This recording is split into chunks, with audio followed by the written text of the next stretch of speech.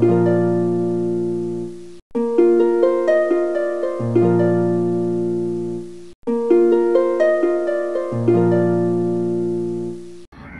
Friend, good morning. সবাই কেমন আছো? আমি ভালো আছি। চলো, আজকে সানডে, তাই একটু কাজ টাজও দেরি করে হলো, দেরি করে ওঠাও হয়েছে। আমি সকালে ব্রেকফাস্টে কি হবে তাই ভাবছি, কারণ সারা সপ্তাহ রুটি লুচি আর ইডলি ধোসা খেয়ে খেয়ে বোর। তাই বলি চলো আজ চপ মুড়ি বানানো যায়। হাজব্যান্ড বলে চলো আজ পাঁচকুড়ার চপ বানাই, বলি চলো বানাই। তা আজকে সেটাই বানাবো, আর সেটাই রেসিপি তোমাদের কাছে শেয়ার করব।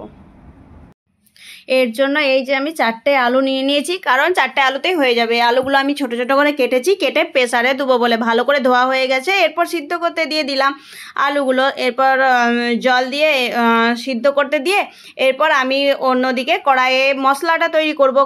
মশলাটা তৈরি করার জন্য কড়াইটা প্রথমে গরম করে তাতে আমি প্রথমে দিয়ে দিলাম গোটা জিরে।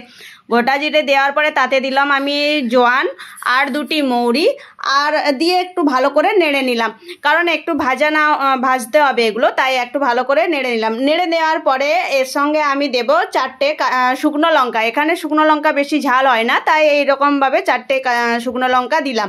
শুকনো লঙ্কা দিয়ে বেশ ভালো করে ভেজে নিলাম। ভাজা হয়ে গেছে আমার। এরপর এগুলোকে থালাতে নামিয়ে নিলাম। একটু ঠান্ডা হওয়ার পরে এগুলোকে শিলনোড়া দিয়ে ভালো করে বেটে নিলাম। আমার শিলনোড়াটা একটু ছোট, তাই একটু টাইম লাগে। এইভাবে পুরো প্লেন করে না বাটলেও হবে। এরপর কড়াইয়ে তেল দিয়ে দিলাম। তেল দিয়ে আমি কিছু বাদাম আছে, সেই বাদামগুলোকে ভেজে নেব।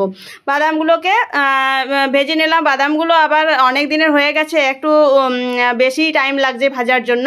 তো বাদামগুলো ভাজার পরে এই তেলে আমি দিলাম কিছু কড়ি পাতা। এরপর কড়ি পাতা দিয়ে কড়ি পাতাগুলো ভাজা হয়ে যাওয়ার পরে তাতে দিব আমি আদা বাটা। আদা বাটাটা দিয়ে পুরো ভাজলাম। ভেজে একটু তার সাথে হলুদ দিলাম, কারণ এটা একটু কালার হতে হবে, তাই এতে হলুদ দিয়ে ভালো করে মশলাটা ভেজে নিলাম। ভেজে নেওয়ার পরে দিলাম আমি এতে জিরে গুঁড়ো। জিরে গুঁড়ো দেওয়ার পরে মশলাটা পুরো ভাজা হয়ে গেছে। ভাজা হওয়ার পরে এরপর এই মশলাটাকে আমি নামিয়ে নেব, কারণ এটাও একটা মশলা চপে দেওয়ার জন্য লাগবে। এরপর এই যে আমার আলু সিদ্ধ হয়ে গেছে, আলুগুলোকে নামিয়ে জল ঝরিয়ে রেখেছি। এরপর তাতে ওই ভাজা মশলাটা আমি দিয়ে দিলাম। ভাজা মশলাটা খুব গরম, তাই একটা গ্লাসে করেই এটাকে পিষতে হলো আলুগুলোকে। তারপর স্বাদ মতো নুন মিশিয়ে এটা আরও ভালো করে পেশালাম।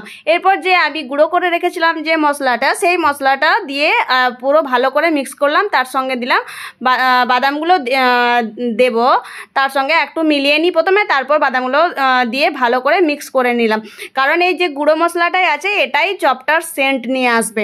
এরপর এগুলোকে ছোট ছোট করে গোল করে পাকিয়ে রাখলাম, কারণ পাঁচকুড়া চপে একটু নর্মাল চপের থেকে সেন্টটা একটু অন্যরকম হয়। এরপর আমি বেসনটা মেখে নেবো। বেসনটা মাখার জন্য আমি এখানে একটা এক বাটি বড় বাটির বেসন নিয়েছি। সেই বেসনে আমি দিলাম চালের গুঁড়ো। চালের গুঁড়ো যদি 1 বাটি বেসন হয় তার 1/4 চালের গুঁড়ো নিতে হবে। চালের গুঁড়ো নেওয়া হলো। চালের গুঁড়ো নেওয়ার পরে আমি তাতে আবার কিছুটা কর্নফ্লাওয়ার নিলাম, তাতেই তো চপটা মুচমুচে হবে, এই জন্য কর্নফ্লাওয়ার নিলাম। এরপরে একটু খাবার সোডাও মিক্স করলাম, আর কালার যেন আসে তার জন্য দিলাম হলুদ। এরপর এটাকে আর নুন দিয়েছি, নুন দিয়ে ভালো করে এটাকে জল দিয়ে মিক্স করে নিলাম। মিক্স করে নেওয়ার পরে এই ব্যাটারটা আমার এইভাবে তৈরি হলো, তখন আমি এটা চপের জন্য ঠিক আছে। এরপর আমি কড়াইয়ে তেল গরম করতে দিলাম। এরপর চপগুলো ধীরে ধীরে ছাড়তে থাকলাম। এরপর এইভাবে চপগুলো ছেড়ে যখন 2 দিকটা লাল হয়ে যাবে তখন আমি চপগুলো হয়ে যাবে। এরপর আমি একসঙ্গে 4টে করে দিলাম। এখন তেলটা বেশি আছে তাই 4টে করে দিলাম। এই তো দেখো এবার লাল হয়ে গেছে এক দিকটা। এরপর পাল্টে দিয়েছি, পাল্টে এই দিকটাও লাল হয়ে গেছে। পুরো লাল লাল করে চপগুলো ভাজা হয়ে গেছে, দেখতেও খুব সুন্দর লাগছে। আর এইভাবে আমি সমস্ত চপগুলো ভেজে নেব। ভেজে নেওয়ার পর আবার দ্বিতীয়বার দিলাম।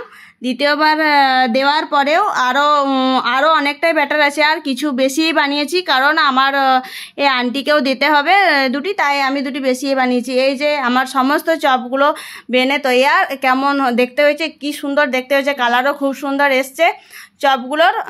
এই যে তোমরাও দেখো, ভালোই লাগছে দেখতে।